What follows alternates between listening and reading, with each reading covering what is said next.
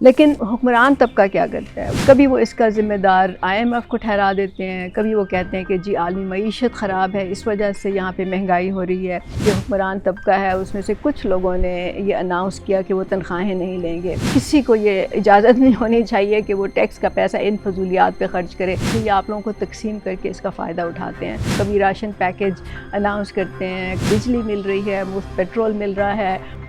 پاکستان میں مہنگائی کا غلبہ تو پچھلے چند سالوں سے چل رہا ہے اور اس سے لوگوں کی کمر ٹوٹ گئی ہے، لیکن رمضان میں اس کا ذکر کچھ زیادہ ہو جاتا ہے اور ظاہر ہے کہ مہنگائی کا اثر بھی زیادہ ہوتا ہے لوگوں پر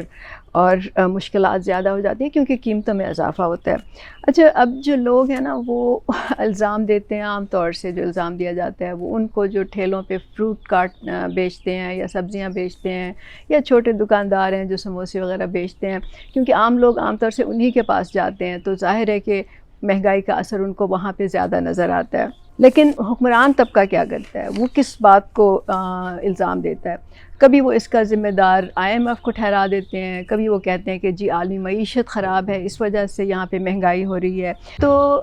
اس کا رسپانس وہ کس طرح سے دیتے ہیں؟ وہ کبھی راشن پیکج اناؤنس کرتے ہیں، کبھی وہ سستی جو اشیاء ہیں بیچنے کے وہ سٹورز، یوٹیلیٹی سٹورز وغیرہ وہ بنا دیتے ہیں، لیکن اس سے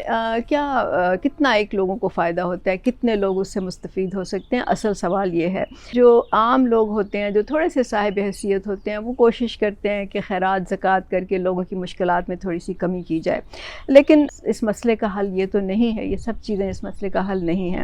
کچھ لوگوں نے ابھی ہنسی آئی مجھے یہ سن کے کہ جو حکمران طبقہ ہے اس میں سے کچھ لوگوں نے یہ اناؤنس کیا کہ وہ تنخواہیں نہیں لیں گے۔ مطلب تنخواہ کیا ہے؟ تنخواہ سے تو شاید ان کے ایک ہفتے کا یا ایک دن کا بھی خرچہ نہیں چل سکتا، تو اس کو نہ لینے سے ان سے کوئی ان کو فرق نہیں پڑتا، لیکن ان کے جو پروٹوکول ہیں وہ اسی طرح چل رہے ہیں۔ ان کو مفت بجلی مل رہی ہے، مفت پیٹرول مل رہا ہے، ان کو گاڑیاں مل رہی ہیں، ان کو گھر مل رہے ہیں، ان کو علاج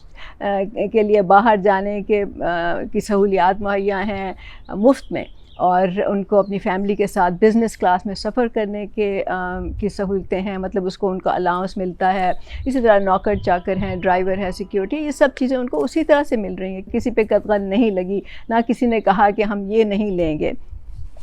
تو اسی طرح جو آپ دیکھ لیں جو اس وقت پبلک سیکٹر میں جو عشائیے ہو رہے ہیں جس میں پرتکلف کھانے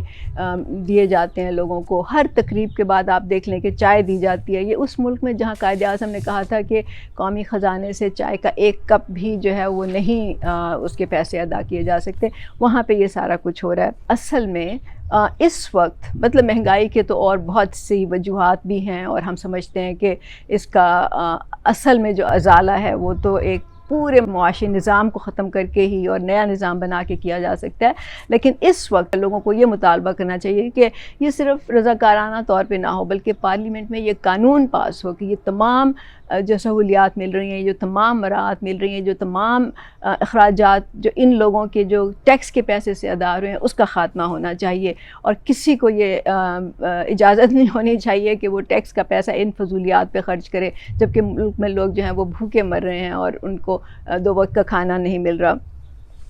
اور یہ قانون تب تک لاگو رہے جب تک اس ملک میں غربت نہیں ختم ہو جاتی، بے روزگاری ختم نہیں ہو جاتی، بھوک نہیں ختم ہو جاتی، تمام لوگوں کو ایک باعزت خوشحال زندگی نہیں مل جاتی جس سے وہ ایک اپنے فیملی کی ضروریات بھی پوری کر سکیں، اور اس ملک کے تمام جو سسٹمز ہیں، معاشی، سماجی اور سیاسی سسٹمز ہیں، اس میں برابر کے شریک ہو سکیں۔ تب تک یہ قانون جو ہے وہ جاری رہنا چاہیے۔ اگر آپ اس چیز سے متفق ہیں، اگر آپ سمجھتے ہیں کہ یہ ہونا چاہیے، تو پھر اس پیغام کو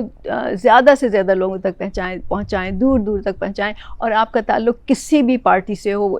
اس کو سپورٹ کریں، کیونکہ ہم سمجھتے ہیں کہ جب تک اس میں عام لوگوں کا پریشر نہیں ہوگا، جب تک کہ عام لوگ آواز نہیں اٹھائیں گے، مل کے آواز نہیں اٹھائیں گے بلا تفریق کہ آپ کس پارٹی کو سپورٹ کرتے ہیں، کیونکہ آپ سب لوگ عام لوگ ہیں اور آپ اس سے متاثر ہو رہے ہیں، تب تک یہ سلسلہ جو ہے وہ جاری رہے گا، کیونکہ یہ آپ لوگوں کو تقسیم کر کے اس کا فائدہ اٹھاتے ہیں۔ تو آپ سب لوگ متحد ہو کے ایک آواز سے اس پہ پروٹیسٹ کریں اور کہیں کہ اگر یہ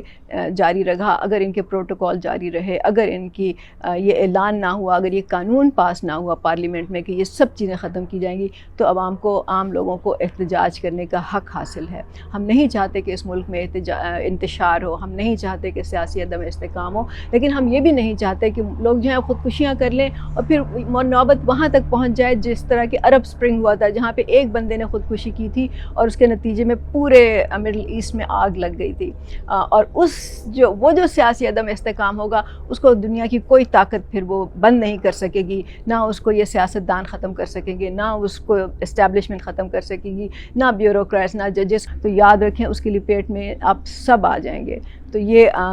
میرا میسج جو ہے آپ جگہ جگہ پہنچا دیں, گھر گھر میں پہنچا دیں.